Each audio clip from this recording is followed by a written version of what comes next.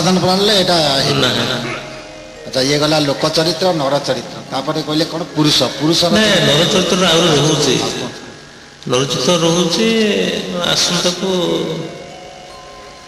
Outie आलोचना पुरुष चरित्र टिके कहले आसंता को जणेबा ए बंद करबा कहउछ हैं हरि बोल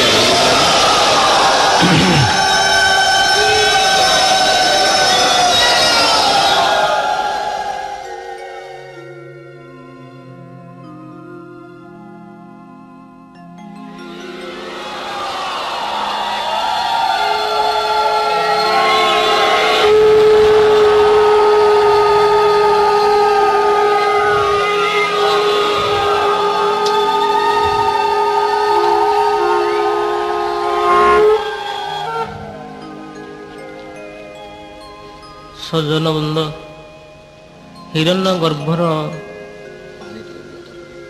सकटक ब्रह्म सकट ब्रह्ममंडल 84 स्तर 84 स्तर पुरुष उष्मकता जो पचार पुरुष शक्ति नहीं धरापृष्ठ को जे आसुंच से 84 स्तर सकटक ब्रह्ममंडल तार रंग नीलवर्ण से नीलवर्ण सकटक ब्रह्ममंडल जो आत्मा माता पिता रजबीर्जु सृष्टि हो जरायुरे स्थान पाए से सकटक ब्रह्ममंडल नीलवर्णर आत्मा मार जरायुक श्रुति कन्नाल नाड़ी पथ दे अदृश्य आकार भाव तोले पिंड मध्य जरायुरे तोले क्रमन जाई शरीर वृद्धि पाए बुद्धि पाई सारा पर माँ जानीपे संतान जिते भूमिष्ठ हुए से पुरुष शक्ति संतान प्रति पूर्णिमा संक्रांति अमावास्या पुरुष शक्ति संतान ने 2.5 घंटा तार निद्रा जाए तापरे क्रमन जाई देहटी बलिष्ठ उपरू गति करे देह जो बलिष्ठ आड़ गति करे चैतन्य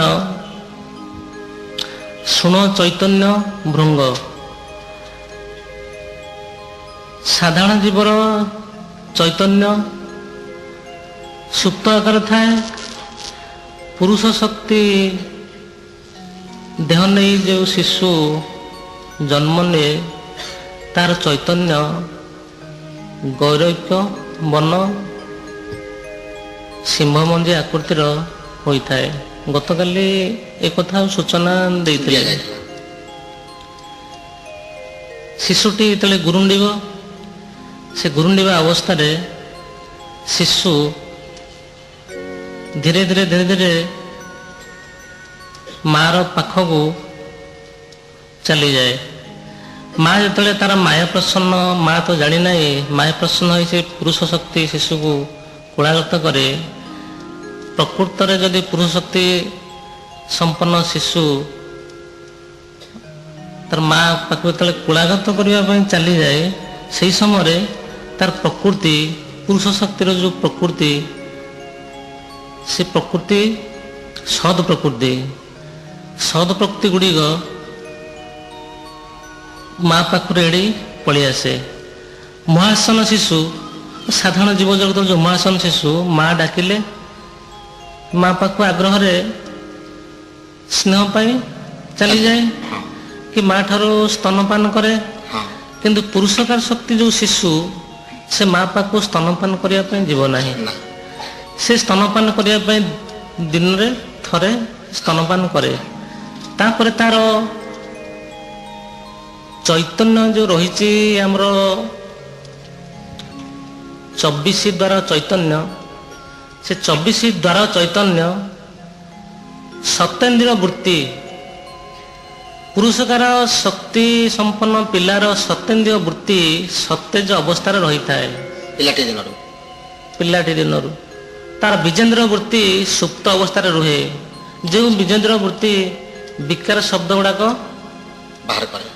ବାର ବାର ସେ ଗ୍ରହଣ କରିଥାଏ, କିନ୍ତୁ ପୁରୁଷକାର ଶିଶୁର ବିକାର ବନ୍ଦ ଥାଏ। ସତେନ୍ଦ୍ରିୟ ବୃତ୍ତିର ଚୈତନ୍ୟ ପୁରସ୍କାର ଶକ୍ତି ଯେତେବେଳେ 5 ବର୍ଷ ହେଇଯିବ, ତାର ପିଣ୍ଡ ଯେତେବେଳେ 5 ବର୍ଷ ହେଇଯାଏ, 5 ବର୍ଷ ବେଳେ ହିରଣ୍ୟ ଗର୍ଭରୁ ଆଣିଥିବା ବ୍ରହ୍ମ ସକାଟିକ ଜ୍ଞାନ, ବ୍ରହ୍ମ ସକାଟିକ ଜ୍ଞାନ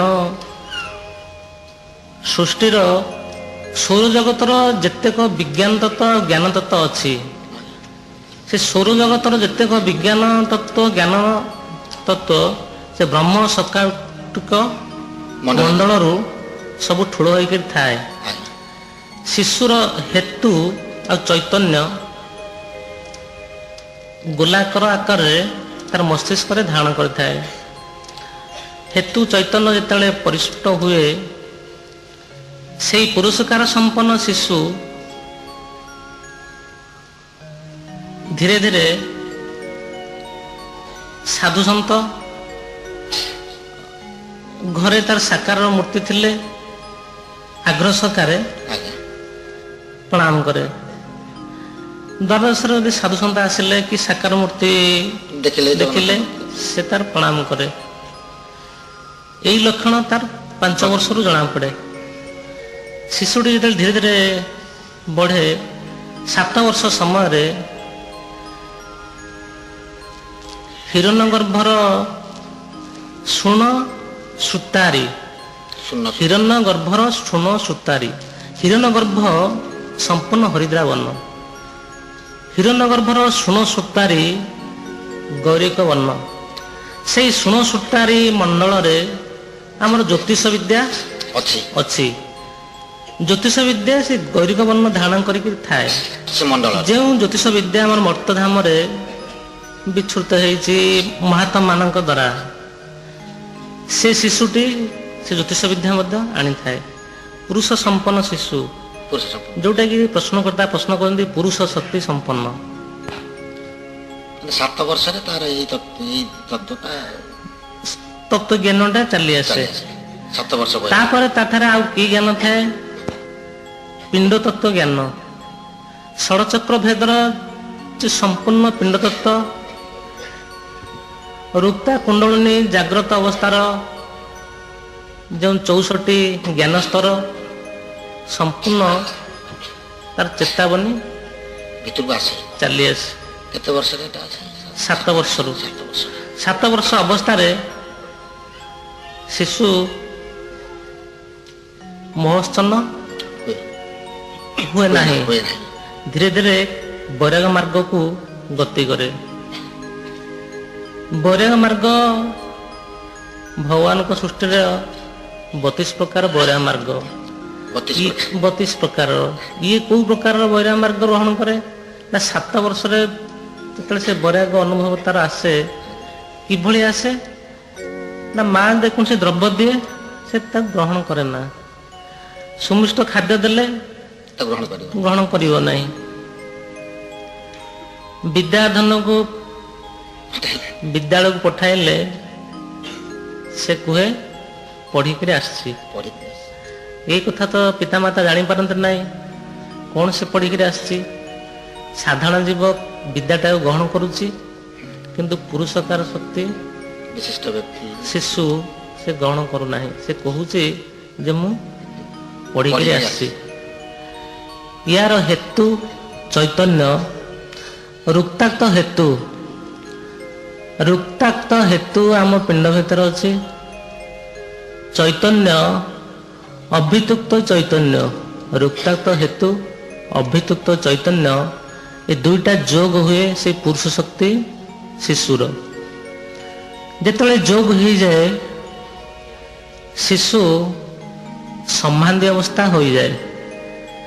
ଯେଉଁ ଅବସ୍ଥାକୁ ଯୋଗୀ ଯମ ନିୟମ ଆସନ ପ୍ରତ୍ୟାହାର ପ୍ରାଣାୟାମ ସାମ୍ପ୍ରଦାୟିକ ସମାଧି ଅଭିସାମ୍ପ୍ରଦାୟିକ ସମାଧି ନିର୍ବିକଳ୍ପ ସମାଧି ନିର୍ବିକଳ୍ପ ସମାଧି ଏତିକି ସ୍ତର ଗଲେ କର୍ମଯୋଗୀ ଭଗତ ପ୍ରାପ୍ତି ହୁଅନ୍ତି, ବ୍ରହ୍ମତ ପ୍ରାପ୍ତି ହୁଅନ୍ତି। କିନ୍ତୁ ଏ ଶିଶୁ ଧରାପୃଷ୍ଠରେ କ୍ରିୟାଯୋଗ କରେ ନାହିଁ। ତାର ପିଣ୍ଡ ଯେତେବେଳେ ବଢି ବଢିକା ଯାଏ ତାର ହେତୁ ଚୈତନ୍ୟ ମଧ୍ୟ ବଢି ବଢି ଯାଆନ୍ତି, ସେ ଜାଗ୍ରତ ଅବସ୍ଥାରେ ଗତି କରନ୍ତି। ହେତୁ ଚୈତନ୍ୟ ଯେତେବେଳେ ଜାଗ୍ରତ ଅବସ୍ଥାରେ ଗତି କରନ୍ତି ସେହି ସମୟରେ ସେ ଶାସ୍ତ୍ର ପୁରାଣ ପାଠ କରେ। ଯେଉଁ ଶାସ୍ତ୍ର ପୁରାଣ ତମେ ପୁସ୍ତକ ଦ୍ୱାରା ଅଧ୍ୟୟନ କରୁଛ ସେ ତାର ଶ୍ରୁତି ପଟରେ ଆପେ ଆପେ କୁହେ। ଶ୍ରୁତି ପଟରେ କିଭଳି ରୁହେ ନା ଆମର ଯେଉଁ ରହିଛି ପରା ପଶ୍ୟନ୍ତି ମଧ୍ୟମା ବୈଖାରୀ ଶ୍ରୁତି ବୈଖାରୀୟ ଶ୍ରୁତି ଭଗବାନଙ୍କ ସୃଷ୍ଟିରେ 82 ସ୍ତର। ବୈଖାରୀୟ ଶ୍ରୁତି 82 ସ୍ତର। ସେ 82 ସ୍ତରରୁ ପୁରୁଷକାର ସମ୍ପନ୍ନ ଶିଶୁ 32 ସ୍ତର ପର୍ଯ୍ୟନ୍ତ ତାର ଜ୍ଞାନ ଉପଲବ୍ଧି କରିପାରେ। ସେ ଜ୍ଞାନ ଉପଲବ୍ଧି ଭିତରେ ସୌରମଣ୍ଡଳୀୟ ଜ୍ଞାନ ଭେଦ କରିକି ଆସିଥାଏ, ଜ୍ୟୋତିଷ ଶାସ୍ତ୍ର ଜ୍ଞାନ ଭେଦ କରିକି ଆସିଥାଏ, ସୃଷ୍ଟିର ବୃକ୍ଷ ଲତା ପାହାଡ଼ ଜଙ୍ଗଲର ଯେଉଁ ସୂକ୍ଷ୍ମାଦି ସୂକ୍ଷ୍ମ ଆତ୍ମାର କ୍ରିୟା ଆଉ ତାର ଲୀଳା ସେ ଶିଶୁ ଅନୁଭବ କରି ଜନଜଗତକୁ ଜଣାଏ। କ୍ରମ ଅନୁଯାୟୀ 12 ବର୍ଷ ବୟସ ଜାଣିଥିବ, ବହୁ ମହାପୁରୁଷଙ୍କ ଜୀବନ ମଧ୍ୟ ଧର୍ମଗୁରୁଙ୍କ ଜୀବନ ପଢ଼ିଥିବ। 7 ବର୍ଷରୁ ଗୃହତ୍ୟାଗ କରିଛନ୍ତି, 5 ବର୍ଷରୁ ଗୃହତ୍ୟାଗ କରିଛନ୍ତି, 12 ବର୍ଷ ମଧ୍ୟ ଗୃହତ୍ୟାଗ କରିଛନ୍ତି। ତାର ମୂଳ କାରଣ ଆପେ ଆପେ କାହିଁକି ହେଉଛି? ଆଉ ସାଧାରଣ ଜଗତ ଶିଶୁ ଜଣେ କାହିଁକି ଘର ଛାଡ଼ି ପାରୁନାହିଁ କି ପିତାମାତାଙ୍କୁ ଛାଡ଼ି ପାରୁନାହିଁ? ଏଇ ମଣ୍ଡଳରୁ ଯେ ଶିଶୁ ଆସିଥାନ୍ତି ତାର ସ୍ୱୟଂଚାଳିତ କ୍ରିୟା ସ୍ରଷ୍ଟା ତାଙ୍କ ଶରୀର ଭିତରେ ଆପେ ସୃଷ୍ଟି ହୁଏ। କିନ୍ତୁ ସାଧାରଣ ଶିଶୁଙ୍କର ସେଟା ହବ ନାହିଁ। ସେ ତ ମହର୍ଷଣ ସେମାନଙ୍କର କାହିଁକି ହବ? ତେଣୁକରି ପୁରୁଷକାର ଶିଶୁ ଏଇ ଜ୍ଞାନ ଆଉ ପରିସ୍ଫୁଟ କରିବା ପାଇଁ ସେ ଭ୍ରମି ବୋଲେ। ଏ ଯୋଉ ଭ୍ରମଣ ଭଗବାନଙ୍କର ତାଙ୍କ ପ୍ରତି ପରୀକ୍ଷା ପଡ଼େ। ଭଗବାନଙ୍କର ପରୀକ୍ଷା କରିବାର ଉଦ୍ଦେଶ୍ୟ ତାକୁ ଆଉ ଥରେ କଷଟି ପଥରେ ପକାଇ ନେଇ ଚାଲେ। କଷଟି ପଥରେ ଆଉ ଟିକେ ପରୀକ୍ଷା କରିକି କଷିଲେ ତାର ଜ୍ଞାନ ପରିପକ୍ୱ ଅବସ୍ଥାକୁ ଗତି କରିବ। ଦେହଟା ଯନ୍ତ୍ରଣା ଭୋଗ ନହେଲେ ସେ ଶିଶୁ ଭଲ ଭାବେ ଚତୁର ହୋଇପାରିବ ନାହିଁ। ତେଣୁକରି ଭଗବାନଙ୍କର ପରୀକ୍ଷା ଚାଲେ। ସେ ପରୀକ୍ଷା ତାର ବୈରାଗ ମାର୍ଗ। ବୈରାଗ ମାର୍ଗରେ କିଛି ଦିନ ଭ୍ରମଣ କରି ପୂର୍ଣ୍ଣାଙ୍ଗ ସିଦ୍ଧ ଅବସ୍ଥାକୁ ଆସେ। ଆମେ ସିଦ୍ଧ ଉଚ୍ଚାରଣ କରୁଛେ। ସିଦ୍ଧର ପାହାଚ 72 ହେଉଛି ପାହାଚ। 72 ପାହାଚ ଭିତରେ ପୁରୁଷକାର ଶକ୍ତି ସମ୍ପନ୍ନ ଶିଶୁ 24 ପାହାଚ ପର୍ଯ୍ୟନ୍ତ ଏଇ ଜନ୍ମରେ ସିଦ୍ଧ ଲାଭ କରିଥାଏ। ଆପେ ଆପେ ସିଦ୍ଧ ଲାଭ କରିଥାଏ। ସେ 24 ପାହାଚ ଅତିକ୍ରମ କରି ତାପରେ ବ୍ରହ୍ମ ସହିତ ପୂର୍ଣ୍ଣାଙ୍ଗ ଯୋଗ ହେଇକି ରହିଥାଏ। ବ୍ରହ୍ମ ସହିତ ପୂର୍ଣ୍ଣାଙ୍ଗ ଯୋଗ କେମିତି ହୁଏ? ନାଇଁ ଜୀବ ବ୍ରହ୍ମ ପରମ ବ୍ରହ୍ମ ସହିତ ପୂର୍ଣ୍ଣ ଯୋଗ ଅବସ୍ଥାରେ ଲାଗିକି ରୁହେ 24 ଘଣ୍ଟା। ଜାଣିଥିବ ଯୋଗୀ ମାନଙ୍କର ଯୋଗ ନିଦ୍ରା।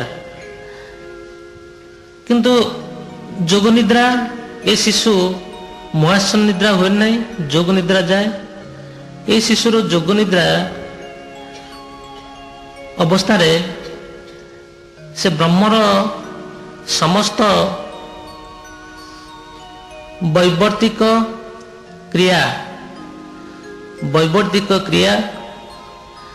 ବିଭୂଭୂଷିତ ଜ୍ଞାନ ସମ୍ପୂର୍ଣ୍ଣ ଉପଲବ୍ଧି କରେ। ଏ ଦୁଇଟି ଜ୍ଞାନ ସୃଷ୍ଟି କିଭଳି ଚଳନ ହେଉଛି, ସ୍ରଷ୍ଟା ସୃଷ୍ଟି କିଭଳି ନିୟନ୍ତ୍ରିତ କରୁଛନ୍ତି, ସେ ତାର ପିଣ୍ଡରେ ଅନୁଭୂତ କରିଥାଏ। ଏହି ଅନୁଭୂତ କ୍ରିୟାର ଲୀଳା ସମୟରେ ଶିଶୁର ମୁଖମଣ୍ଡଳ ଲାଲ ବର୍ଣ୍ଣ ହୋଇଥାଏ। ଲାଲ ବର୍ଣ୍ଣ ହେବାର କାରଣ ବ୍ରହ୍ମର ତେଜ। ଯେତେବେଳେ ଶିଶୁ ବ୍ରହ୍ମତ୍ୱ ପ୍ରାପ୍ତି ଉପଲବ୍ଧି କରୁଛି, ତାର ତେଜ ସମ୍ପୂର୍ଣ୍ଣ ମୁଖମଣ୍ଡଳକୁ ଆଚ୍ଛାଦିତ କରୁଛି। ଆଚ୍ଛାଦିତ କରିବା ସମୟରେ ଶିଶୁ ବାହ୍ୟଜ୍ଞାନ କଥା ଭୁଲିଯାଏ। ସବୁବେଳେ ତାର ଜ୍ଞାନ ଆଉ ବିଜ୍ଞାନ ତତ୍ତ୍ୱ ଉପରେ ମନ ରୁହେ। ତାପରେ ସ୍ରଷ୍ଟାର ଇଙ୍ଗିତ ଅନୁଯାୟୀ ଧରାପୃଷ୍ଠର ତା ଦ୍ୱାରା ଯେଉଁ କାର୍ଯ୍ୟ ଥିବ ସେ କାର୍ଯ୍ୟ ସେ ସମ୍ପାଦିତ କରି ଦେହତ୍ୟାଗ କରେ। ଏ ହେଉଛି ପୁରୁଷକାର ଶକ୍ତିର ଲକ୍ଷଣ। ମାନବ ଶକ୍ତି ଘର ସଂସାର ଭିତରେ ଅଛି। ପିତାମାତା ଅଛନ୍ତି, ପିତାମାତାଙ୍କର ସେବା କରୁଛି, ଗୁରୁ ବ୍ରାହ୍ମଣ ପ୍ରତି ଶ୍ରଦ୍ଧା ସମ୍ପନ୍ନ ହୋଇ ଦାନ କରୁଛି, ଯଜ୍ଞକୁ ଦାନ କରୁଛି। ଆଉ ମାନବ ଭିତରେ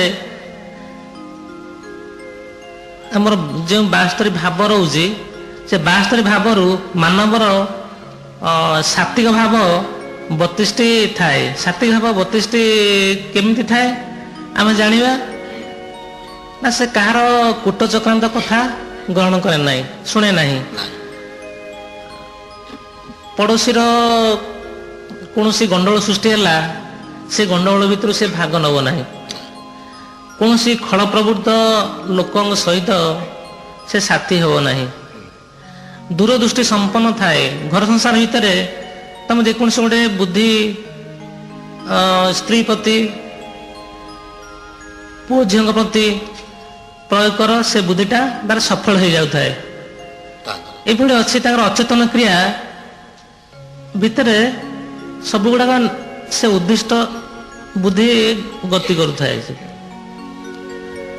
ତାଙ୍କର ବୁଦ୍ଧି କେତେବେଳେ ବିପର୍ଯ୍ୟସ୍ତ ବିଶେଷ ହୁଏ ନା, ମାନବ ବୁଦ୍ଧି ବିପର୍ଯ୍ୟସ୍ତ ନୁହେଁ। ତେଣୁକରି ଏ ହେଉଛି ତାର ବାହ୍ୟ ଲକ୍ଷଣ।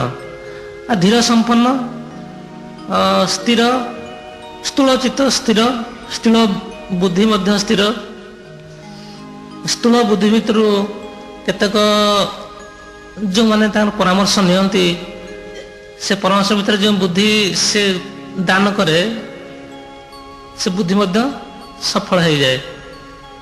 ଏମିତି ସମାଜରେ ବହୁ ମାନବ ମଧ୍ୟ ଅଛନ୍ତି, ଭିତରେ ତାର ଭଗବତ ଚିନ୍ତାଧାରା ରହିଥାଏ।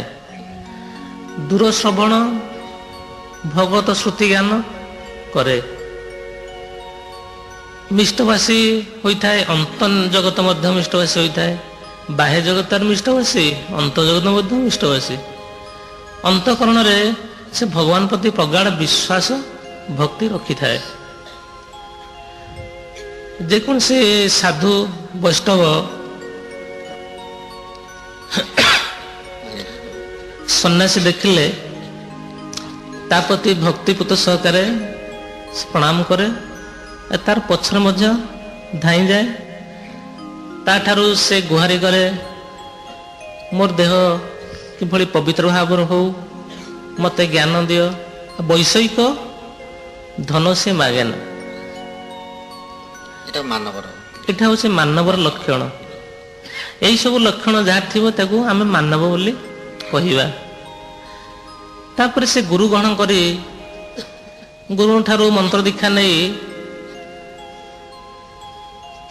ସକାଳ ସନ୍ଧ୍ୟାରେ ନିତ୍ୟ ନମିତ ଭାବେ ଗୃହସ୍ଥ ଧର୍ମର ଯେତେକ ନିୟମିତ କର୍ମ ଅଛି, ସେ କର୍ମ ସବୁ ସମ୍ପାଦିତ କରେ। ବ୍ୟକ୍ତି ନିଜେ ଧର୍ମ ସମ୍ପନ୍ନ ହୁଏ, ତାପରେ ତାର ଦମ୍ପତି ଆଧ୍ୟାତ୍ମିକ ପଥରେ ଗତି କରେ। ପରିବାର ବର୍ଗଙ୍କୁ ଗତି କରେ। ଏସବୁ ଗୃହସ୍ଥାଶ୍ରମର ତାର ନିୟମ। ଏଇଠି ଟିକେ ଗୋଟେ କଥା ଟିକେ କୁହ। ଉଠୁଛି। ଏଠାରେ ଆମେ ତ ସମସ୍ତେ ମଣିଷ ଭଳିଆ ଦେଖାଯାଉଛୁ, କିନ୍ତୁ ଆମ ଭିତରେ ଏଭଳି ପୃଥକୀକରଣ ଯେଉଁ ସବୁ ହେଇଛି, ସମସ୍ତେ ତ ସେଇ ମଣିଷ 25 ପ୍ରକୃତିରେ ସେଇ 25 ପ୍ରକୃତି ନେଇକରି ଖେଳ କରୁଛନ୍ତି। କିନ୍ତୁ ଏମିତି ଗୋଟେ ଗୋଟେ କ୍ରିୟା ହେଇଯାଉଛି ବୁଦ୍ଧି। ପୁଣି ଆଙ୍କର କ'ଣ ଆଉ ଏ ଯେଉଁ ଲୋକ ଚରିତ୍ର ଯେଉଁଟା ଅଛି ସେଇଟା ତାଙ୍କର 25 ପ୍ରକୃତି ସମସ୍ତଙ୍କ ଭିତରେ ଅଛି। ଆଜ୍ଞା। ତାର କେତେକ ପ୍ରକୃତି ସେମାନଙ୍କର ଲୋକ ଚରିତ୍ର ସେଇ 25 ପ୍ରକୃତି ଆଜ୍ଞା। ମୁହୂର୍ତ୍ତ ପାଇଁ ତାର ସତ୍ କଥା ବାହାରୁଛି, ମୁହୂର୍ତ୍ତ ପାଇଁ ସେ ବିବେକୀ ବନ୍ତ ହେଇପାରୁଛି ଆଉ ସୁବୁଦ୍ଧି ହେଉଛି, ବହୁଳ ନୁହେଁ। ନା କିନ୍ତୁ ମାନବର ଭିତରେ ବହୁଳ ଦେଖାଯାଏ ସାତ୍ତ୍ୱିକ ବୃତ୍ତିର ଭାବ, ସାତ୍ତ୍ୱିକ ବୃତ୍ତିର ବିବେକୀ। ଆମ ଯେଉଁ ସ୍ଥୂଳ ବିବେକ ଅଛି, ସୂକ୍ଷ୍ମ ବିବେକ ମଧ୍ୟ ଅଛି, କାରଣ ବିବେକ ଅଛି, ସେ ପର୍ଯ୍ୟନ୍ତ ଆମେ ଯାଇପାରିବା ନାହିଁ। ତେଣୁ ସୂକ୍ଷ୍ମ ବିବେକରୁ ସ୍ଥୂଳ ବିବେକ ପର୍ଯ୍ୟନ୍ତ ଯେଉଁ ନୀତି ନିୟମ ଧର୍ମଗୁରୁମାନେ ବତାନ୍ତି, ସେ ତାକୁ ଦୃଢ଼ତା ସହକାରେ ଗ୍ରହଣ କରେ। ଏଇସବୁ ମାନବ ଜୀବନର ଲକ୍ଷଣ। ମୁଁ କ'ଣ କହୁଥିଲି କି, ମାନେ ଆମେ ତ ସବୁ ମଣିଷ ଭଳିଆ ଦେଖାଯାଉଛୁ, କିନ୍ତୁ ଆମ ଭିତରେ ଏଇଭଳି ଯେଉଁ ଲୋକ ନର ପୁରୁଷ ମାନବ ଏଇଭଳି ସବୁ ପ୍ରଭେଦଟା କରାଯାଇଛି। ଆମେ ତ ସବୁ ମଣିଷ ତ ଦେଖିବାକୁ ପ୍ରାୟ ଏକା ପ୍ରକାରିଆ, କିନ୍ତୁ ସେଇ ସମସ୍ତଙ୍କ ଭିତରେ ସେଇ ଗୋଟିଏ ପ୍ରକାର ପ୍ରକୃତି ପ୍ରବୃତ୍ତି, ସେଇ 25 ପ୍ରକୃତିର ଖେଳ ହେଉଛି। କିନ୍ତୁ ଜଣେ ଏମିତି ମାନବ ହେଇଗଲା ବେଳକୁ ଜଣେ ଲୋକ ହେଇଯାଉଛି, ଜଣେ ନର ହେଇଯାଉଛି, ସେଇ ବୁଦ୍ଧି ତ। କିନ୍ତୁ ଏମିତି କାହିଁକି ସବୁ ହେଇଯାଉଛି? ସ୍ରଷ୍ଟାଙ୍କର ସବୁ ବୁଦ୍ଧି ଆଉ ବିବେକର ଖେଳ ନେଇକି ହେଇଛି। ଭିନ୍ନ ଭିନ୍ନ ପ୍ରକାର ବୁଦ୍ଧି, ଭିନ୍ନ ଭିନ୍ନ ପ୍ରକାର ବିବେକ ସେ ତାଙ୍କର ଦେଇଛନ୍ତି। ସେ ଭିନ୍ନ ବୁଦ୍ଧି ଆଉ ଭିନ୍ନ ବିବେକ ସମ୍ପନ୍ନ ବ୍ୟକ୍ତି ତାର ପିଣ୍ଡ ଇନ୍ଦ୍ରିୟାଦି ଭାବ ଆଉ ବୈବର୍ତ୍ତିକ କ୍ରିୟା, ବ୍ରହ୍ମବୈବର୍ତ୍ତିକ କ୍ରିୟାର ଯେଉଁ ଲୀଳା, ସେ ଲୀଳା ଅନୁଯାୟୀ ଚାଲିଚଳନ, କଥାବାର୍ତ୍ତା, ଦୃଷ୍ଟି ଭଙ୍ଗୀ ସବୁ ଲକ୍ଷଣ ଗୁଡ଼ାକ ଦେଖାଯାଏ। ତାଙ୍କ ସୃଷ୍ଟିର ସେ ତାଙ୍କ ଲୀଳା କରୁଛନ୍ତି, ସେଠି ଆଉ ଆମେ ତାକୁ ବିଶେଷ କରିବାନି। ନାଇଁ ତେବେ ଠାକୁର ଏତିକି କୁହନ୍ତୁ, ଏଇ ଯେଉଁ ସବୁ ଲୋକ ଚରିତ୍ର, ଏଇ ଲୋକ ଚରିତ୍ରର କିଛି ପରିବର୍ତ୍ତନ ହେଇକିରି ଏଇ ମାନବ ଚରିତ୍ର କିମ୍ବା ଦିବ୍ୟ ଚରିତ୍ରରେ ପରିଣତ ହେଇପାରିବ କି? ହଁ, ପରିଣତ ହେଇପାରିବ। ଏଇଭଳି ସତ୍ସଙ୍ଗ ଆସର, ସତ୍ ଶ୍ରବଣ, ସତ୍ ଦୃଷ୍ଟିର କ୍ରିୟାମାନ ଦେଖିଲେ ତାର ପରିବର୍ତ୍ତନ ହବ। ସେ ତ ତାର ପ୍ରକୃତି ପ୍ରବୃତ୍ତି ଭିନ୍ନ ରକମ ଥିବାରୁ ସେ ତ ଆ ଭିତରକୁ ଗୋଟେ ପଶିବନି। ତେଣୁ ସିଏ କେମିତି କ'ଣ ତା ପାଇଁକା କିଛି ବିଚାରଧାରା ରଖୁଛନ୍ତି ନା ନାଇଁ? ସିଏ ନିଶ୍ଚିନ୍ତ ପଶିବ, ଭଗବତ ପ୍ରେମୀ ହେଇପାରିବ, ଧର୍ମପଥକୁ ଆସିବ, ଅସତ୍ କଥା ଆସିବ ନାହିଁ। ସତ୍ ଚୈତନ୍ୟ, ସତ୍ ଚିନ୍ତାଧାରା, ସତ୍ ପଥ ପ୍ରଦର୍ଶକ ଭାବ ସେ ପରିଦର୍ଶନ କରେଇବ। ଏ ହେଉଛି ଅତି ମାନବ ସ୍ତର। ନାଇଁ, ମୁଁ କହିବା କଥା ହେଉଛି କି ଏଇ ଯେଉଁ ଲୋକ ଚରିତ୍ର, ଆମର ଲୋକ ଆଉ ନରର ଯେଉଁ ଚରିତ୍ରଟା ଆମର ସମାଜ ପାଇଁ ଟିକେ ସୃଷ୍ଟି କରୁଛି, ବିପଦ ସୃଷ୍ଟି କରୁଛି। ତେବେ ସେମାନଙ୍କ ପାଇଁ ତାଙ୍କର ଯଦି ସେମାନେ ଶୋଧନ ହେଇଯାଆନ୍ତେ, ତାହେଲେ ସମାଜରେ ଟିକେ ଦୁଷ୍କୃତି ବିନାଶ ହୁଅନ୍ତା। ତେବେ ସେମାନେ ଶୋଧନ ହେଇପାରିବେ କି? ସେଥିପାଇଁ ଆପଣଙ୍କର କିଛି ଶୋଧନର ପଥ ଅଛି। ସେମାନେ ପରିବର୍ତ୍ତନ ହେଇକରି ପୁରୁଷ ବା ମାନବ ବା ମହାମାନବ ପର୍ଯ୍ୟନ୍ତ ଯାଇପାରିବେ। ତେବେ ତାର ଦ୍ୱିତୀୟ ପ୍ରଶ୍ନ ହେଉଛି ଯେ ମାନବ ଜୀବନର ଚରମ ଲକ୍ଷ୍ୟ କ'ଣ ହେବା ଉଚିତ? ଚରମ ଲକ୍ଷ୍ୟ ଗୁଡ଼େ କହିଲି, ମାନବ ଜୀବନର ଚରମ ଲକ୍ଷ୍ୟ ହେଉଛି ଭଗବତ ଚିନ୍ତାଧାରା, ଭଗବତ ସାନ୍ନିଧ୍ୟ ଲାଭ କରିବା, ଭଗବତ ପ୍ରେମୀ ହେବା। ଆଉ ଚରମ ଲକ୍ଷ୍ୟ ଆଉ କ'ଣ? ଏଇଟା ହେବା ଦରକାର। କିନ୍ତୁ ମଣିଷ ଭିତରରେ ଯେଉଁ କ୍ଷୁଧାଟା ଅଛି, ବା ମଣିଷ ଏଇ ଚରମ ଲକ୍ଷ୍ୟ ଯେଉଁଟା ଆପଣ ବୁଝେଇଲେ ଭଗବତ ପ୍ରାପ୍ତି, ଆମେ ତ ଭଗବତ ପ୍ରାପ୍ତି ପାଇଁକା ଆମ ଭିତରେ କ୍ଷୁଧାଟା ସୃଷ୍ଟି ହେଉନି ବା ତାକୁ ପାଇବା ପାଇଁ ଆମର ଯେତେ ପ୍ରବଳ ଇଚ୍ଛା ନୁହେଁ, ଆମ ଭିତରେ ଥିବା ଅଭାବକୁ ପାଇବା ପାଇଁ ସେତେ ଆମର ପ୍ରବଳ ଇଚ୍ଛା। ତେଣୁ ଏ ଲକ୍ଷ୍ୟର ଯେଉଁ ଦୁଇ ପ୍ରକାରିଆ ରହୁଛି ଯେ ଆପଣଙ୍କର ଲକ୍ଷ୍ୟ ବା ଗୁରୁବାଦର ଲକ୍ଷ୍ୟ ରହୁଛି ଯେ ଭଗବତ ପ୍ରାପ୍ତି, କିନ୍ତୁ ମଣିଷର ଲକ୍ଷ୍ୟ ରହୁଛି ତାର ଅଭାବ କେମିତି ବିମୋଚନ ହେବ। ଏଇ ଯେଉଁ ଦୁଇବିଧ ଲକ୍ଷ୍ୟ ପ୍ରକାଶ ପାଉଛି, ଏଥିରେ ତ ଗତି କରିବା ଟିକେ ଆମର ମଣିଷମାନଙ୍କ ପକ୍ଷରେ ଆମମାନଙ୍କ ପକ୍ଷରେ ଟିକେ କଷ୍ଟ ହେଉଛି, ଜାଣି ହେଉନି, ଟିକେ ଉପଲବ୍ଧି କରିବ।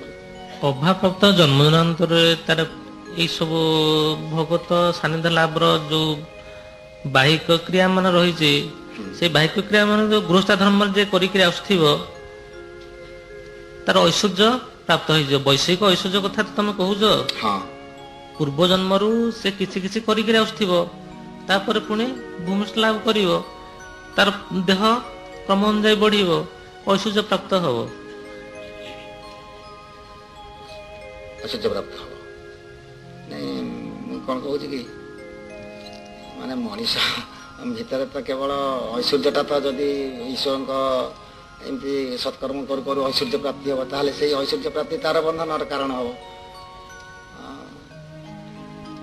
ବନ୍ଧନର କାରଣ ପୂର୍ବରୁ ବହୁ ମହାପୁରୁଷ ଜଣେଇ ଯାଇଛନ୍ତି, ଗୁରୁମାନେ ମଧ୍ୟ ଜଣେଇ ଯାଇଛନ୍ତି। ବନ୍ଧନର କାରଣ ବଞ୍ଚିବା ବଢ଼ିବା ପାଇଁ ଯେତିକି ଆମର ଆବଶ୍ୟକ, ଜଣେ ପରମାର୍ଥିକ ଜୀବନ ଯେତେବେଳେ ଗଠନ କରିବ, ସେ କେବଳ ବଞ୍ଚିବା ବଢ଼ିବାଟାକୁ ଲକ୍ଷ୍ୟ କରିବ। କେବଳ ବଞ୍ଚିବା ବଢ଼ିବାକୁ ଲକ୍ଷ୍ୟ କରିକି ସେ ଯିବ। ପ୍ରକୃତରେ ପରମାର୍ଥିକ ଭାବ ଯଦି ଜଣେ ଗ୍ରହଣ କରିବ, କେବଳ ବଞ୍ଚିବା ବଢ଼ିବା ରଖିବା, ଆଉ ସବୁ ଏଇ ଭଗବତ ପ୍ରାପ୍ତିର ଲକ୍ଷ୍ୟଟା ନେଲେ କ'ଣ ମଣିଷ ଶାନ୍ତି ପାଇଯିବ? ତା ଜୀବନ ମୁକ୍ତ ହବ। ତାକୁ ଇଏ ଦୁଃଖ ସବୁ ବିଷୟର ଦୁଃଖ ଲାଗିବନି। ବିଷୟ ଦେଖ ଲାଗୁଛି ପୂର୍ବରୁ ବାସ୍ ଏଇ କର୍ମ ମାନ ସବୁ କରିନାହିଁ, ଗୁରୁଧର୍ମରେ ଥିଲାବେଳେ ଏଇ ସବୁ କର୍ମ ମାନ ନ କରିବାରୁ ତାର ବୈଷୟିକ ଦୁଃଖ ଲାଗୁଛି, ଦାରିଦ୍ର ଜନ୍ମରେ ସେ ଜନ୍ମ ନେଉଛି। ତେଣୁକରି ଏଇ ଭଗବତ ଚିନ୍ତାଧାରା, ଭଗବତ ସେବା କର୍ମ ମାନ ଯଦି ଗୃହଧର୍ମରେ ରହିକି ସେ କରିକି ଆସୁଥିବ, ତା ପରବର୍ତ୍ତୀ ଜନ୍ମରେ ସେ ତାର ଐଶ୍ୱର୍ଯ୍ୟ ପ୍ରାପ୍ତ ସଙ୍ଗେ ସଙ୍ଗେ ସୁଚିନ୍ତାଧାରା ମଧ୍ୟ ରହିବ, ପ୍ରାପ୍ତି ହେବ ଜନ୍ମାନ୍ତର ବାଦରେ। ବର୍ତ୍ତମାନ ଆମେ ଯେଉଁ ବିଷୟର ଜଞ୍ଜାଳରେ ଅଛୁ, ଏଇ ଜଞ୍ଜାଳ ଭିତରେ ଏଇ ସତ୍କର୍ମ ମାନ ସବୁ କରିବା କ'ଣ ସମ୍ଭବ? ଯୋଉଟା କଲେ, ଯୋଉଟା ଆପଣ କହୁଛନ୍ତି ଆମକୁ ଯେ ଏଇଟା କଲେ ତମେ ସେଇ ବିଷୟ ଅଞ୍ଜଳ ଭିତରେ ଆମକୁ ଜୋର କରି କରିବାକୁ ପଡିବ, ମନ ଭିତରେ ଦୃଢ଼ତା ଆଣିବାକୁ ପଡିବ। ନକଲେ କେମିତି ହବ? ମୋ ଭିତରେ ଧର୍ମ କଥା ଶୁଣିବାକୁ ଇଚ୍ଛା ହଉନାହିଁ, ମୁଁ ଜବରଦସ୍ତ ଦୃଢ଼ତା ଆଣିବି। ଜବରଦସ୍ତ ଆଉ ତମର ଛୋଟ ପିଲାଟି ଯେମିତି ସ୍କୁଲ ବିଦ୍ୟାଳୟକୁ ଯାଉନି, ତାକୁ ଜୋର ଜବରଦସ୍ତ କରି ବୁଝେଇ ମନେଇ ବିଦ୍ୟାଳୟକୁ ନେଉଛ, ସେମିତି ଏ ପଥ ମଧ୍ୟ ସେଇଭଳି। ସତ୍ସଙ୍ଗକୁ ମାନସିକ ମହୋତ୍ସବ କୁହାଯାଇଛି କାହିଁକି?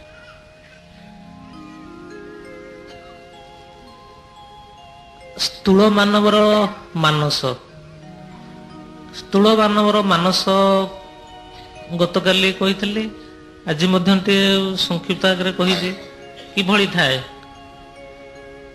ସ୍ଥୂଳ ମାନବର ମାନସ, କିଭଳି ଥାଏ? ଏଇ ବିଷୟ ଭୋଗରେ ସବୁବେଳେ ମାନବର ମାନସ, ଓ ମାନବର ମାନସ ସବୁବେଳେ କଲ୍ୟାଣ ଦିଗରେ ଥାଏ, କଲ୍ୟାଣ ଉପରେ ଥାଏ, କଲ୍ୟାଣ ଉପରେ ଥାଏ। ମାନସିକ ମହୋତ୍ସବ ଯୋଉ ପ୍ରଶ୍ନ ପଚାରୁଛ ଯେ ମାନସିକ ମହୋତ୍ସବ, ସ୍ଥୂଳ ମାନବର ମାନସିକ ମହୋତ୍ସବ, ତାର ମାନସିକ ମହୋତ୍ସବ କଣ? ତମେ ଯେମିତି ମହୋତ୍ସବରେ ଭାତ ଡାଲି ତରକାରୀ ଖଟା ଖାଉଛ, ସେମିତି ତମ ଭିତରେ ମାନସିକ ମହୋତ୍ସବଟା କଣ?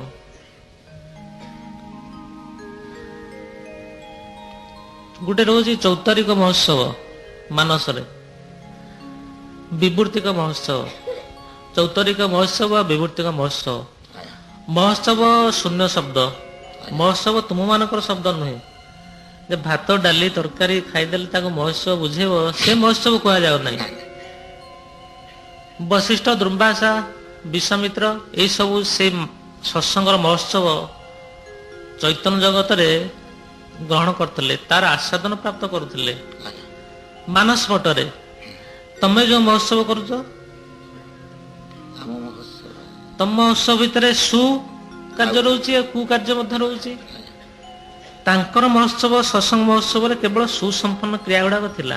ଆଜ୍ଞା ସୁଚିନ୍ତା ଥିଲା, ଜଗତ ପାଇଁ ସୁଚିନ୍ତା ଥିଲା।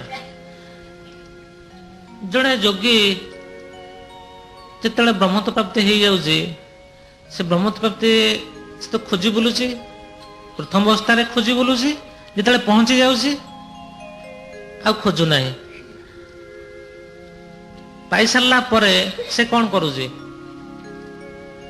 ନା ଜଗତ କଲ୍ୟାଣ ବାବଦରେ ଲାଗି ରହୁଛି। ଜଗତ କଲ୍ୟାଣରେ ତାର ଜ୍ଞାନ ବିଚରଣ କରୁଛି, କି ଜଗତକୁ ସେ ଚେତନା ଦଉଛି। ଯୋଗୀ ଯେତେବେଳେ ଜ୍ଞାନ ଅବସ୍ଥାରେ ପହଞ୍ଚି ଯାଉଛି, ସେ ଜ୍ଞାନ ଅବସ୍ଥାରେ ତାର 72 ମହୋତ୍ସବର ଗୁଣ, ମହୋତ୍ସବର ଗୁଣ, ସେ ଗୁଣରୁ ସେଇ 72ଟି ଆଲୋକ ତାର ମାନସ ପଟରେ ସବୁବେଳେ ଘୂର୍ଣ୍ଣନ କରେ। ଘୂର୍ଣ୍ଣନ କରିବା ଅବସ୍ଥାରେ ସେ କଣ କରେ ନା ତାର ଓଷ୍ଠ ଦେଶ ସ୍ମିତ ହାସ ଆକାରରେ ରୁହେ, ସେ ହସେ। ଲକ୍ଷ୍ୟ କରିଥିବ ବର ମାର୍ଗ ଅବସ୍ଥାରେ ଯୋଗୀ ସବୁବେଳେ ହସୁଥାଏ। ତାକୁ ସାଧାରଣ ଲୋକ ଟାହିଟା ପରା କରନ୍ତି, ଏ ଯୋଗୀ ଏମିତି ହସୁଛି କଣ? କିନ୍ତୁ ସେ କାହା ସହିତ ହସୁଛି? ତମ ସହିତ ସେ ହସୁ ନାହିଁ, ସେ ହସୁଛି ସେ ପରମପିତା ସହିତ ହସୁଛି। ସେ ପରମପିତା ସହିତ ସୂକ୍ଷ୍ମ କାରଣର ତାର ଲୀଳା ଅନୁଭୂତରେ ରହି ଚୈତନ୍ୟରେ ତାର ଚିତ୍ତକୁ, କୋଉ ଚିତ୍ତକୁ ନା ଗୁର୍ତ୍ତିକ ଚିତ୍ତ, ଚୈତନ୍ୟର ଯୋଉ ଗୁର୍ତ୍ତିକ ଚିତ୍ତ, ସେଇ ଚିତ୍ତରେ ଯୋଉ ରସ ନିର୍ଗତ ହୁଏ, ସେ ରସ ଆସେ ଯୋଗୀର ଖେଚନ ମୁଦ୍ରାକୁ। ସେ ଖେଚନ ମୁଦ୍ରା ତାର ସତ୍ସଙ୍ଗର ମହୋତ୍ସବ, ଯୋଉ ସ୍ୱାଦ, ଜ୍ଞାନର ସ୍ୱାଦ, ବିଜ୍ଞାନ ତତ୍ତ୍ୱର ସ୍ୱାଦ, ବ୍ରହ୍ମଜ୍ଞାନ ତତ୍ତ୍ୱର ସ୍ୱାଦ ସେ ଗ୍ରହଣ କରେ।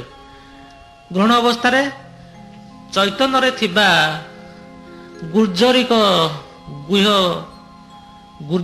ଗୁହ୍ୟ କେନ୍ଦ୍ରରେ ସେ ସବୁ ଠୁଳ ହୋଇ ତାର ଆନନ୍ଦ ଅନୁଭବ କରିଥାଏ ମାନସ ପଟରେ। ତା ପାଖରେ ଥିବା ତାର ପାରିଷଦ ଗଣକୁ ମଧ୍ୟ ସେ ଶାନ୍ତିରେ ନେଇଯାଏ। ସେଇ ମହୋତ୍ସବ ଭିତରେ ସତ୍ସଙ୍ଗର ମହୋତ୍ସବର ଯୋଉ ଭାବର ଲୀଳା ଏସବୁ ପ୍ରତିପାଦନ କରେ ଶିଷ୍ୟମାନଙ୍କ ଆଗରେ। ସେଟାକୁ ସତ୍ସଙ୍ଗର ମହୋତ୍ସବ କୁହାଯାଏ। ଏସବୁ ନିତ୍ୟ ସିଦ୍ଧ ସାଧୁ ଦେବତା ମାନଙ୍କର ମହୋତ୍ସବ। ଆମମାନଙ୍କର ତ ମହୋତ୍ସବ ତମେ ତ ଜାଣିଛ ଏଠି ହଉଛି ଆଉ କଣ।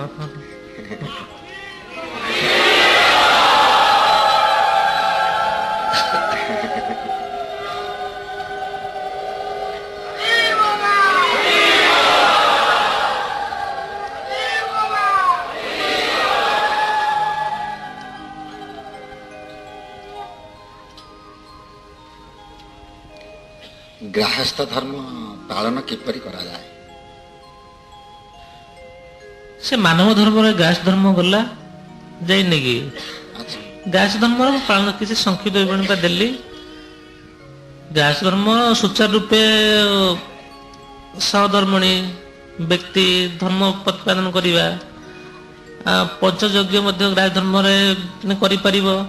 ଏଠାରେ ଗୃହିଣୀ ଯଦି ସତ୍ ମାର୍ଗର ହେଇଥିବ, ସେ ମଧ୍ୟ ତାର ସ୍ୱାମୀକି ଠିକ ସୁଚାରୁ ରୂପେ ଗୃହଧର୍ମ ନେଇପାରିବ। ଆଉ ବାପା ମାନେ ସତ ବାଟରେ ଯାଉଥିବେ, ମା ମାନେ ଧର୍ମ ପଥରେ ବିରୋଧ କରୁଥିବେ। ତେଣୁକରି ସେଠି ସୁଗୃହିଣୀ ନହେଲେ ତମର ଗାଁ ଧର୍ମଟା ଶାନ୍ତି ସୁଚାରୁ ରୂପେ ହୋଇପାରିବ ନାହିଁ। ବର୍ତ୍ତମାନ କଣ ଦେଖାଯାଉଛି ସମାଜରେ, ଯେ ଯଦି ତାକୁ ଧର୍ମପଥକୁ ସ୍ୱାମୀ ଯଦି ସାତ୍ଵିକ ବୃତ୍ତିର ମନୋଭାବ ନେଇ ଧର୍ମପଥକୁ ଗତି କରୁଛି, ସ୍ତ୍ରୀ ଯଦି ତାର କ୍ରୂର ଦୁଷ୍ଟ ଚରିତ୍ର ପଡୁଛି, ସେ ଧର୍ମପଥରେ ଗତିରୋଧ କରୁଛି। ସେ କହୁଛି ମୁଁ ସେ ପଥକୁ ଯିବି ନାହିଁ। ଯଦି ସ୍ତ୍ରୀ ସାତ୍ଵିକ ବୃତ୍ତିର ମନୋଭାବ ପଡୁଛି, ସ୍ୱାମୀ ଯଦି ଦୁଷ୍ଟ ପଡୁଛି, ସ୍ୱାମୀ ସେ ପଥରେ ଗତିରୋଧ କରୁଛି। ବର୍ତ୍ତମାନ ଏଇ କଳି ସଂସ୍କୃତିରେ ଏସବୁ ବେଶୀ ଦେଖାଯାଉଛି। ଆଉ ମା ମାନେ ସହଜେ ତ ଧର୍ମପଥ ଗତି କରିବାକୁ ତାଙ୍କର ମନ ଭଳିଆ ବଡ଼ ଜଟିଳ।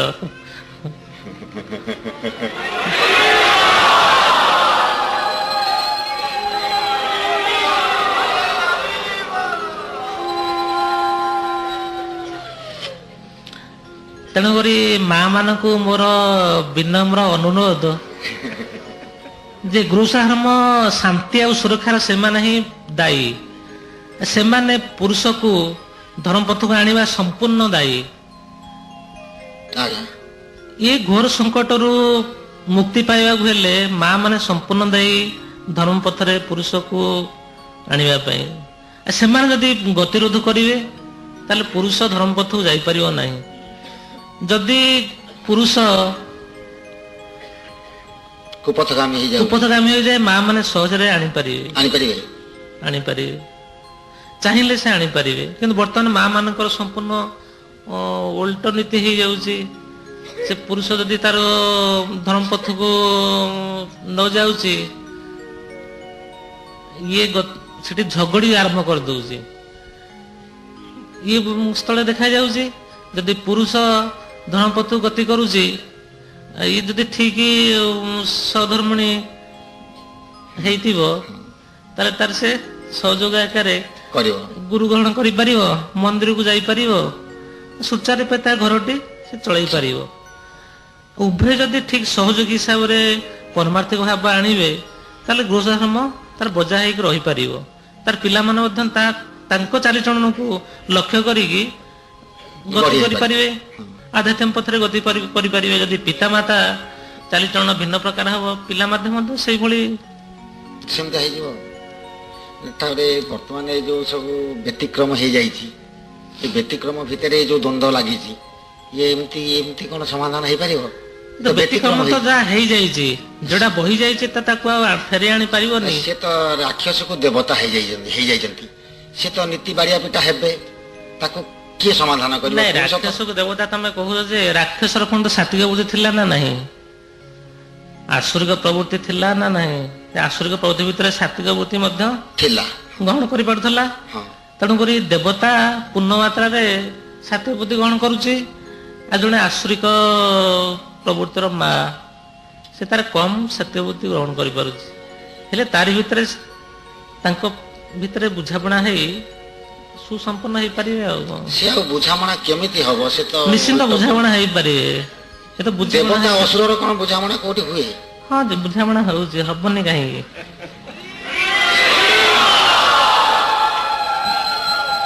ସେ ତ ସବୁବେଳେ ଆମେ ପୁରାଣ ଶାସ୍ତ୍ରରେ ଦେଖା ହଉଛୁ, ଯୁଦ୍ଧ ହେଇକା ଯାଇଛି, ସେଥିରେ ରାକ୍ଷସର ପତନ ହେଇଛି, ଦେବତାର ଉତ୍ଥାନ ହେଇଛି। ତେବେ ଏମିତି ଏଇ ଯୋଉ ସୃଷ୍ଟିଟା ବର୍ତ୍ତମାନ କଳିର ଶେଷ ସମୟରେ ଯୋଉ ଗଣ୍ଡଗୋଳିଆ ହେଇଯାଇଛି, ଏଥିପାଇଁ ଆପଣ କଣ ତାର ପ୍ରତିକାର ବିଧାନ ପ୍ରଭୁତ ନିଜେ? ନାଇଁ, ଗୃହସ୍ଥାଶ୍ରମରେ ସ୍ୱାମୀ ଆଉ ସ୍ତ୍ରୀ, ସ୍ୱାମୀର କେତେକ ଭାବ ସ୍ତ୍ରୀ ଗ୍ରହଣ କରୁଛି, ସ୍ତ୍ରୀର କେତେକ ଭାବ ସ୍ୱାମୀ ଗ୍ରହଣ କରୁଛି। ପୂର୍ଣ୍ଣ ଭାବରେ ସ୍ୱାମୀ ସ୍ତ୍ରୀର ଭାବ ଆଦାନ ପ୍ରଦାନ ହେଇପାରେ ନା। ସେଇଭଳି ମଧ୍ୟ ଅସୁର ଆଉ ଦେବତାର ନୀତି ସେଇଭଳି। ସ୍ତ୍ରୀର 12ଟି ଭାବ ସ୍ୱାମୀ ଗ୍ରହଣ କରୁଛି, ସ୍ୱାମୀର 8ଟି ଭାବ ସ୍ତ୍ରୀ ଗ୍ରହଣ କରୁଛି। ଏଭଳି ମଧ୍ୟ ଘର ସଂସାର ଭିତରେ ପ୍ରତ୍ୟେକ ଘରେ ଦେଖାଯାଉଛି। ସେଇ ଭାବର ଆଦାନ ପ୍ରଦାନ ନେଇ ଭଲ ପାଇବାଟା ତାଙ୍କର ଗଢି ଉଠୁଛି। କ୍ୱଚିତ ଝଗଡ଼ି ହେଇଯାଉଛି, ପୁଣି ସେଟା ନିଷ୍ପତ୍ତି ଉପରକୁ ଚାଲି ଆସୁଛି। ସେଇ ନିଷ୍ପତ୍ତି ଉପରେ ଆମେ ସବୁବେଳେ ଚାହିଁବା ସାତ୍ଵିକ ଭାବ, ସତ୍ପାତ୍ର ଦାନ, ସାଧୁ ବୈଷ୍ଣବ ମାନଙ୍କ ପ୍ରତି ଭକ୍ତି ଭାବ, ସେବା, ଏସବୁ ଲକ୍ଷ୍ୟ ଭିତରକୁ ଆଣିବା ଆବଶ୍ୟକ। ବର୍ତ୍ତମାନ ଖାଲି ତ ଏଇ ଗୃହସ୍ଥ ଜୀବନ କହିଲେ ଖାଲି ସ୍ୱାମୀ ସ୍ତ୍ରୀ ତ ଗୃହସ୍ଥ ନୁହନ୍ତି, ସେଥିରେ ବାପ ପୁଅର ସମ୍ପର୍କ ରହୁଛି, ଆଉ ମା ଝିଅର ସମ୍ପର୍କ ରହୁଛି, ବାପ ଝିଅର ସମ୍ପର୍କ ରହୁଛି। ବାପ ପୁଅର ସମ୍ପର୍କ ଯୋଉଟା କହୁଛ ସେଟା ଜନ୍ମ ସଂସ୍କାରକୁ ପଳେଇଯିବ। ପିତାମାତା ତମର ଯୋଉଭଳି ଯୋଉଟା ରହିଛି ଆମର ମାତା ପିତା ସଂଯୋଗ କାଳେ ଭିଜା ଲେଖେ କପାଳେ, ତମର ସଂଯୋଗ ପ୍ରକ୍ରିୟା ମନେକର ପୂର୍ଣ୍ଣିମା ସଂକ୍ରାନ୍ତି ଯଦି ବିନ୍ଦୁ ସ୍ଥାପନା ହଉଛି, ସେଇ ଅନୁଯାୟୀ ଶିଶୁ ମଧ୍ୟ ଆସୁଛି ସେଇ ଚରିତ୍ରର ଭାବ ନେଇକି। ଆମର ତ ବନାଶ୍ରମ ଲୋପ ହେଇଗଲା, ବନାଶ୍ରମ ଧର୍ମରେ ଏଇସବୁ ଶିକ୍ଷା ଗୁଡାକ ଦେଖାଯାଇଥାଏ। ତମେ ବିବାହ କଲ କେଉଁ କେଉଁ ତିଥିରେ ସ୍ତ୍ରୀ ସବାସ କରିବ, ସେଇ ସବାସରୁ ଗୋଟେ ସୁସନ୍ତାନଟି ଆସିବ। ସୁସନ୍ତାନ ସେଇଭଳି ଚରିତ୍ରବାନ ହେବାର ଆବଶ୍ୟକ। ତ ବର୍ତ୍ତମାନ ବର୍ଣ୍ଣାଶ୍ରମ ଲୋପ ହେଇଯାଇଛି, କିନ୍ତୁ ଆମର ସବାସ କ୍ରିୟାର ବିଧି ବିଧାନ ଏସବୁ କିଛି ଆମ ଭିତରେ ନାହିଁ। ସେଇ ଅନୁଯାୟୀ ସ୍ରଷ୍ଟାଙ୍କର ଫଳ ଆସୁଛି। ତା ଭିତରେ ଚୋର ସନ୍ତାନ ଆସୁଛି, ସାଧୁ ସନ୍ତାନ ଆସୁଛି, ବୁଦ୍ଧିବ ସମ୍ପନ୍ନ ସନ୍ତାନ ଆସୁଛି, କାବ୍ୟ କବିତା ଲେଖିବା ସନ୍ତାନ ମଧ୍ୟ ଚାଲି ଆସୁଛି। ତେବେ ତ ସେଗୁଡ଼ା ସବୁ ଏମିତି ନା ବ୍ୟତିକ୍ରମ ହେଇଯାଇଛି, ୟାକୁ କେମିତି କ'ଣ ସମାଧାନ ହେବ? ଏଥିରେ କିଛି ଉପାୟ ସମାଧାନ ପଥ ଆସିଯିବ।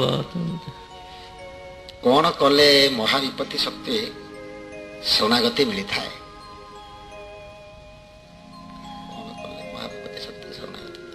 ସବୁରି ପ୍ରଶ୍ନର ଉତ୍ତର ସବୁଦିନ ଦିଆଯାଉଛି। କ'ଣ କଲେ ମହାବିପତ୍ତି ରକ୍ଷା ହୁଏ? ଏ ପୂର୍ବରୁ ଏତେ ଆଲୋଚନା କରାଯାଉଛି। ନାମ ସଂକୀର୍ତ୍ତନ, ସ୍ମରଣ, ଅର୍ଚ୍ଚନ, ବନ୍ଦନ ଏସବୁ ମହାବିପତ୍ତି କାଟେ।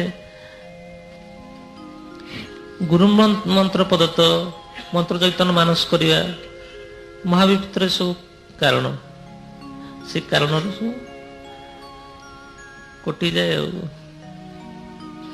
ଆଡ଼େ ମହାବିପତ୍ତି ପଡ଼ିଛି, ଆମେ ହଇରାଣରେ ପଡ଼ିଛୁ, ଅସୁବିଧାରେ ପଡ଼ିଛୁ, ସେଠି ପୂଜା ଅର୍ଚ୍ଚନା ବନ୍ଦନା ପ୍ରାର୍ଥନା ଇଏ କ'ଣ ବାତ୍ୟା ଯେତେବେଳେ ହେଉଥିଲା ସେତେବେଳେ କ'ଣ ବନ୍ଦନା ଅର୍ଚ୍ଚନା ପ୍ରାର୍ଥନା କଥା ମନେ ପଡ଼ୁଥିଲା କି? ସେତେବେଳେ ବା କେମିତି ବଞ୍ଚିବି କଥା ଚିନ୍ତା କରୁଥିଲି।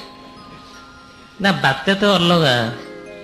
ଏଇ ମହାବିପତ୍ତି ଧରାଯାଉ ମହାବିପତ୍ତି ବୋଇଲେ ତମେ କ'ଣ ଭାବୁଛ? ମହାବିପତ୍ତି ପିଣ୍ଡକୁ ଅଛି, ବ୍ରହ୍ମାଣ୍ଡ ତତ୍ତ୍ୱକୁ ମଧ୍ୟ ଅଛି। ହଁ, ଆଉ ଗୋଟେ ମହାବିପତ୍ତି ଆମେ ପିଣ୍ଡର ମହାବିପତ୍ତି ତତ୍ତ୍ୱ ତ ରୋଗ ଶୋକ ଦୁଃଖ ଏସବୁ ପିଣ୍ଡର ମହାବିପତ୍ତି କ୍ରିୟା। ପିଣ୍ଡର ବିପତ୍ତି କ୍ରିୟା ସେଟା ତ। ବ୍ରହ୍ମାଣ୍ଡର ମହାବିପତ୍ତି କ୍ରିୟା ବାତ୍ୟା, ଭୂମିକମ୍ପ, ବନ୍ୟା ଏସବୁ ବ୍ରହ୍ମାଣ୍ଡର ମହାବିପତ୍ତି କ୍ରିୟା। ଏଟା ଗୋଟେ ଧରନ୍ତୁ ମୁଁ ରୋଗ ଭୋଗୁଛି, ବ୍ରହ୍ମାଣ୍ଡର ମହାବିପତ୍ତି କ୍ରିୟା ଉପରେ ମୁଁ ଗତକାଲି କହିଦେଇଛି। ସେ ହଉଛି ସ୍ରଷ୍ଟାଙ୍କର ପ୍ରଳୟ। ଆଜ୍ଞା, ମହାବିପତ୍ତିଟା ମହାବିପତ୍ତି ସ୍ରଷ୍ଟାଙ୍କର ହଉଛି ପ୍ରଳୟ। ସେ ପ୍ରଳୟ ଚକ୍ରରେ ମଧ୍ୟ ଯେ ଚାଲି ଯାଉଛି ସେଥିରେ ମଙ୍ଗଳ ଅଛି, ସେ ବ୍ରହ୍ମତ୍ୱ ପ୍ରାପ୍ତି ହେଇଯାଉଛି, ବିଷ୍ଣୁ ମଣ୍ଡଳରେ ତାଙ୍କର ଆତ୍ମାଟା ପହଞ୍ଚି ଯାଉଛି। ସେ ବିଷୟରେ ଆମର କିଛି ଜାଣିବାର ନାହିଁ। ଆଉ ଏଇ ଯୋଉ ଦୈହିକ ଏଇ ଯୋଉ ଦେହର ଯୋଉ ମହାବିପତ୍ତି ଆସୁଛି, ଦେହଗତ ମହାବିପତ୍ତି କୁହାଯାଇଛି। ରୋଗ ବ୍ୟାଧି ଯନ୍ତ୍ରଣା ଏଇ ଯୋଉ କୁହାଯାଉଛି, ସେଟା ମାନସିକ ମହୋତ୍ସବ, ସତ୍ସଙ୍ଗ ମହୋତ୍ସବ ରହିଛି, ଦେହାନ୍ତ ମହୋତ୍ସବ ରହିଛି, ଚକ୍ଷୁର ମହୋତ୍ସବ ରହୁଛି, ଶ୍ରବଣେନ୍ଦ୍ର ମହୋତ୍ସବ ରହୁଛି। ପ୍ରତ୍ୟେକ ମହୋତ୍ସବଟାକୁ ଆମେ ଗ୍ରହଣ କରିବା।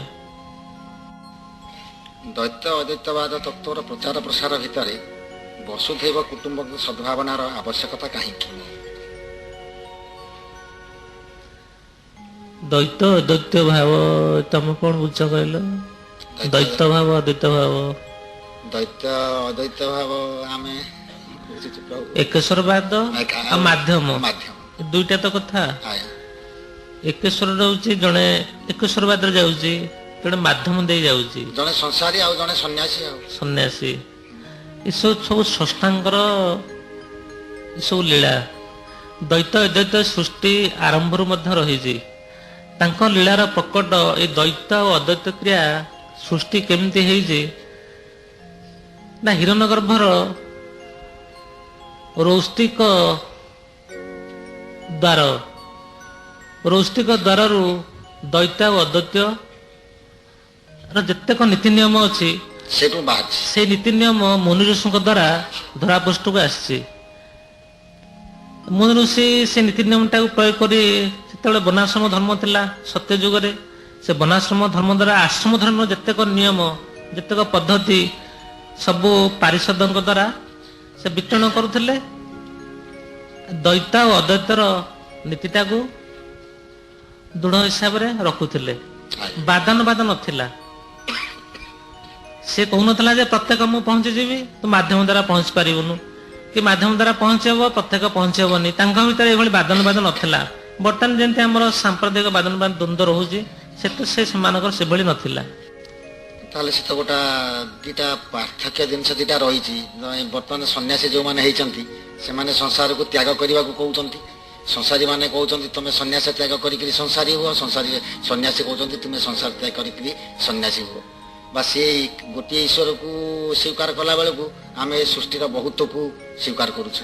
ଏଇ ଯୋଉ ମତଭେଦ ଅଛି ତାହେଲେ ତମେ କୁହ ସୃଷ୍ଟି ଆରମ୍ଭରୁ ଏ ପର୍ଯ୍ୟନ୍ତ ଯେତେ ମହାମନୀଷୀ ମାନେ ଆସିଛନ୍ତି, ଯେତେ କୋଉ ଧର୍ମଗୁରୁ ଆସିଛନ୍ତି, ବର୍ତ୍ତମାନ ବହୁଳ କୋଉଟା ଆଉ ସୃଷ୍ଟିରେ ବହୁଳ କୋଉଟା ବହୁଳ ଦେଖାଯାଉଛି? ହଉଛି ସଂସାରୀ ଦୈତ୍ୟବାଦ, ଦ୍ୱୈତବାଦ।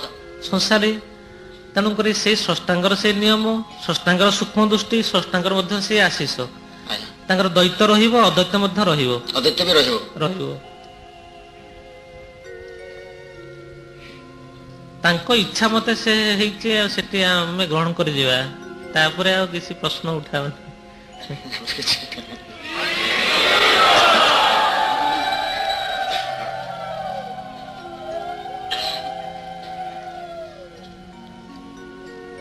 ଭଗବତ କୃପା ପ୍ରାପ୍ତିର ସହଜ ସରଳ ଉପାୟ କଣ? ସହଜ ସରଳ ଉପାୟ ଅଛି। ଏ ଯୁଗରେ ଆମର ପ୍ରାଣ ଶକ୍ତି କେଉଁଠି ଅଛି? ରକ୍ତ ମାଂସ ଚର୍ମ। ରକ୍ତ ମାଂସରେ ପ୍ରାଣ ଶକ୍ତି ଅଛି। ଆଜ୍ଞା। ଆଉ ରକ୍ତ ଚର୍ମ ପ୍ରାଣ ଶୁଖିଗଲେ ଆମର ଜୀବନ ଜୀବନ ଚାଲିଯିବ। ହୁଁ। ପେଟରେ ଆହାର ନ ରହିଲେ ଠାକୁରଙ୍କୁ ଡାକି ପାରିବାନି। ନାଇଁ ଡାକି ପାରିବାନି। ଧ୍ୟାନରେ ବସିଛି, ମଶା କାମୁଡୁଛି, ସବୁ ଜାଗା ମନ ମଶା ଉପରେ। ଧ୍ୟାନ ହେଇପାରିବନି। ତେଣୁ କଣ ପାଇଁ ହଉଛି ନା ଚର୍ମ ଶକ୍ତିରେ ଗୋଟେ ପ୍ରାଣ ରହୁଛି। ଚର୍ମ ଶକ୍ତିରେ ପ୍ରାଣ ଥିବାରୁ ସବୁ ଯାକ ମନ ମଶା ପାଖରେ ରହିଯାଉଛି, କି ପିମ୍ପଡି ପାଖରେ ରହିଯାଉଛି, କି କିଏ ଡାକୁଛି ସିଆଡକୁ ମନ ଚାଲି ଯାଉଛି। ଏଇ ଯୁଗରେ ସହଜ ଉପାୟ ହଉଛି କେବଳ ନାମ। ନାମ ନାମକୁ ଆମେ ସ୍ମରଣ କରିବା। ଭଲ ଭାବେ ତ କ୍ରିୟା ଯୋଗୀ ଗଢି ହେଇପାରିବାନି, ଧ୍ୟାନରେ ବସି ପାରିବା ନାହିଁ। ବହୁତ ସମୟ ଧରି କଣ ଆମେ ଧ୍ୟାନରେ ବସି ପାରିବା? ତେଣୁକରି ନାମ ସ୍ମରଣ ହିଁ ଶ୍ରେଷ୍ଠ। ଠାକୁର ନାମ ସ୍ମରଣ ଯଦି ଶ୍ରେଷ୍ଠ, ସ୍ମରଣ ତ ମାନସ ପଟରେ ହୁଏ। ଆମ ମାନସ ତ ଦ୍ୱନ୍ଦ୍ୱପୂର୍ଣ୍ଣ। ତୁଣ୍ଡରେ ଆଗେ କରିବ। ମାନସ ସେ ଦ୍ୱନ୍ଦ୍ୱକୁ ଲକ୍ଷ୍ୟ କରିବା କୁହାଯାଉଛି। ଆଗେ ତୁଣ୍ଡରେ କରିବ, ତୁଣ୍ଡରେ ନାମ କରୁ ତାର ମାନସ ପଟକୁ ଯିବ। ରାସ୍ତାରେ ଚାଲି ଯାଉଛ, କେତେବେଳେ ତମ ଫାଙ୍କା ଯେତେବେଳେ ମିଳୁଛି ସେତେବେଳେ ନାମ କରିବ। ସକାଳେ ସନ୍ଧ୍ୟାରେ ନାମ କରିବ। ସମୟ ଯେତେବେଳେ ପାଇବ ସେତେବେଳେ ମଧ୍ୟ ନାମ କରିବ। ଯେ ଗୁରୁପଦ ମନ୍ତ୍ର ପାଇଥିବ ସେ ମନ୍ତ୍ରକୁ ସ୍ମରଣ କରିବ।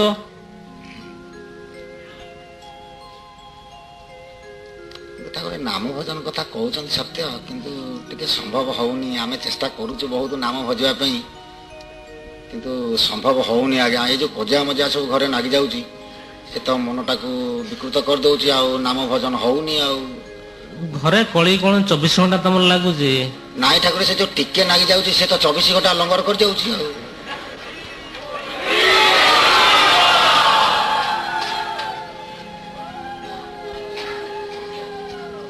ଆମକୁ ଆଉ କିଛି କରିକିରି ଯିବା କଥା ଟିକେ ଆମକୁ ଭାରି ଅଡୁଆ ଲାଗୁଛି ସେସବୁ କଥା। ଆଉ କେମିତି ନାମ ଭଜନ ଠାକୁର ଭାରି କଷ୍ଟ ଆମ ମାନଙ୍କ ପାଇଁ। ପ୍ରକୃତରେ ମୁଁ ଚେଷ୍ଟା କରିକି ଦେଖୁଛି, ଆମ ଭାଇମାନେ ଯେଉଁମାନେ ନାମ କରିବାକୁ ଚେଷ୍ଟା କରୁଥିବେ ସେମାନେ ବି ଜାଣୁଥିବେ ଯେ ନାମ ଭଜନ କରିବା କେଡ଼େ କଷ୍ଟ। ମୋଟେ ସେ ରହୁନି, ଖାଲି ଥରେ ଆସିଲା ବେଳକୁ ଆଉ ଥରକୁ ସେ କୁଆଡ଼େ ଗଲାଣି, ଆଉ ପଳେଇ ଯାଉଛି। ଆଉ କଷ୍ଟ ଆଦୌ ନୁହେଁ, ହେଇପାରିବ ତାର ଭିତରେ ମାନସ ପଟରେ ନାମ ହେଇପାରିବ। ତାର ଆଉ କିଛି ସହଜ ସରଳ ସୂତ୍ର ଅଛି? ସହଜ ଉପାୟ ଏଇ ତ ଉପାୟ, ଆଉ ସହଜ ଉପାୟ କିଛି ନାହିଁ।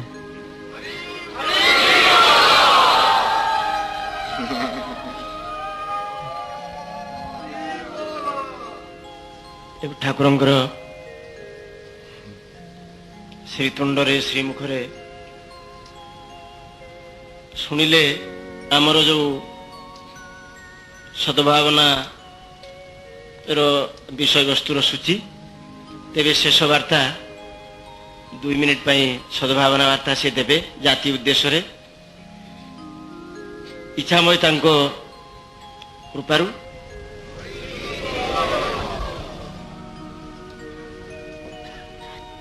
ସଜ୍ଜନ ବୃନ୍ଦ, ଗୃହସ୍ଥ ଧର୍ମରେ ରହି ନାମ ସ୍ମରଣ, ନାମ ଉଚ୍ଚାରଣ, ନାମର ମନ୍ତ୍ର ଚୈତନ୍ୟ ନିହାତି ଆବଶ୍ୟକ।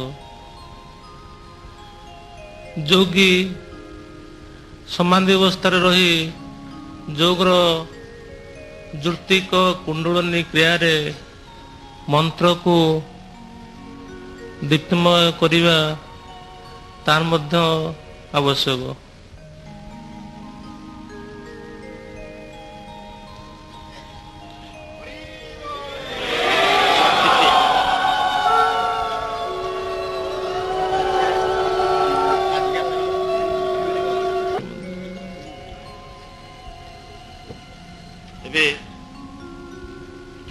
आदेश ए उद्यापनी उत्सव एठी सांग हला। हरि ओम शरणम श्री केशव चंद्राय रामनारायणं कृष्णदामोदरं वासुदेवं हरि श्रीधरं माधवं गोपिकावल्लभं जानकीनायकं रामचन्द्रं भजे अच्युतं केशवं रामनारायणं कृष्णदामोदर वासुदेवं हरि श्रीधरं माधवं गोपिकावल्लभं जानकीनायकं रामचन्द्रं भजे केशवं सत्यवामाधवं माधवं श्रीधरं राधिकाराधितं इन्दिरामन्दिरं तेजसा सुन्दरं देवकी नन्दनं नन्दजं सन्ददे अच्युतं केशवं रामनारायणं कृष्णदामोदरं वासुदेवं हरि श्रीधरं माधवं गोपिकावल्लभं जानकीनायकं रामचन्द्रं भजे विष्णवे जिष्णवे शङ्किने चक्रिणे रुक्मणी रागिणे जानकी जानये वल्लभी वल्लभ याचिता यात्मने कंसविध्वंसिने वंशिने ते नमः अच्युतं केशवं रामनारायणं कृष्णदामोदरं वासुदेवं हरि श्रीधरं माधवं गोपिकावल्लभं जानकीनायकं रामचन्द्रं भजे गोविन्द हे रामनारायण श्रीपदे वासुदेवार्जित श्रीनिधे अच्युतानन्द हे माधवा रोक्षस द्वारका नायक द्रौपदी रक्षक अच्युतं केशवं रामनारायणं कृष्णदामोदरं वासुदेवं हरि श्रीधरं माधवं गोपिकावल्लभं जानकीनायकं रामचन्द्रं भजे।